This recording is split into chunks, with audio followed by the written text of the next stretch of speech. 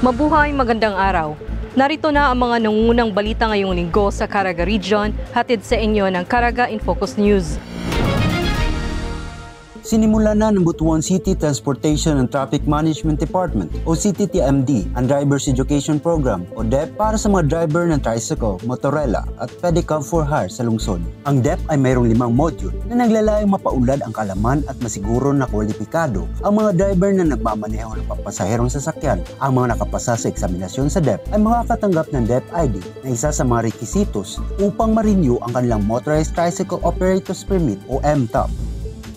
Sa ilalim ng Provincial Resolution No. 590-2024 na pinamumunuan ni PC Gobernador Enrico R. Corvera, opisyal nang na-adapt ang bagong income classification ng probinsya ng Agusan del Norte sa pamumuno ni Gobernador Maria Angelica Rusdel M. Amante mula sa 3rd class patungo sa 1st class province batay sa Department Order No. 074-2024 ng Department of Finance o DOF bilang patunay sa reclassification ng probinsya base sa Republic Act No. 11964 o ang Automatic Income Classification of Local Government Units o LGUs Act na naglalayong magbigay ng mas responsive na paraan upang itaguyod ang lokal na autonomiya ng bawat LGU at upang maabot ang buong potensyal ng kanilang ekonomiya. Ayon sa probinsya, ang reclassification na ito ay nagsisilbing hudyat ng pag-angat ng estado ng ekonomiya sa probinsya na tiyak na magdudulot ng benepisyo para sa mamamayan. Magkakaroon ng mas malaking pondo para sa mga kinakailangang programa at proyekto, lalo na para sa mga paunahing serbisyo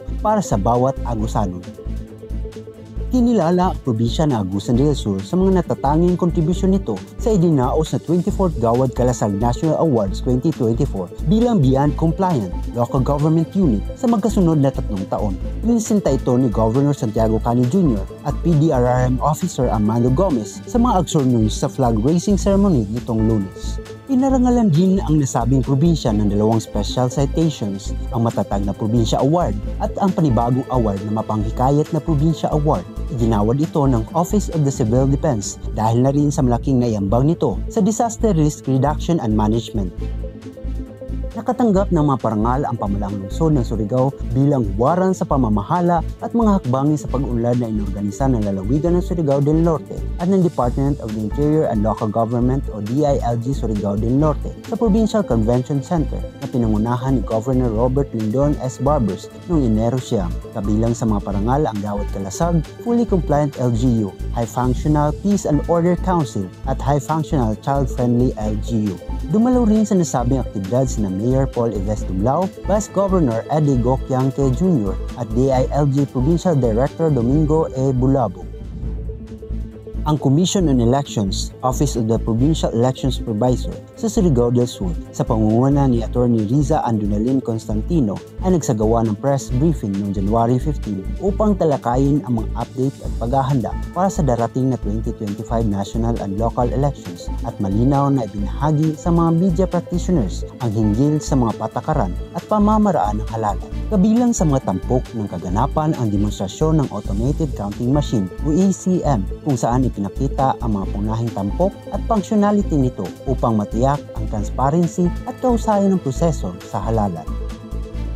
Handang-handa na ang Tribo Kamanting Performing Arts Guild Barug Dinagat Foundation mula probinsya ng Dinagat Islands para sa pinakahihintay na Sinulog 2025 sa lungsod ng Cebu ngayong January 19. Puspusan ang pagsasanay ng mga Dinagat known performers at mga coaches para maging kampiyon sa Sinulog 2025 Ritual Showdown. Matatandaan na ang unang pagsali ng Tribo Kamanting sa Sinulog ay noong nakaraang taon at nanalo ito bilang first runner-up sa free interpretation category ng Ritual Showdown at tinalo ang ibang mga veteranong kalahok. At yan ang mga kaganapan sa Caraga Region ngayong linggo. Abangan ang mga paunahing balita sa susunod na Sabado, dito pa rin sa Caraga in Focus News, hatid sa inyo ng Philippine Information Agency. Ito si Jennifer Peña Gaetano. At para sa iba pang mga balita, huwag kalimutang i-like at follow ang aming Facebook, X, TikTok at YouTube.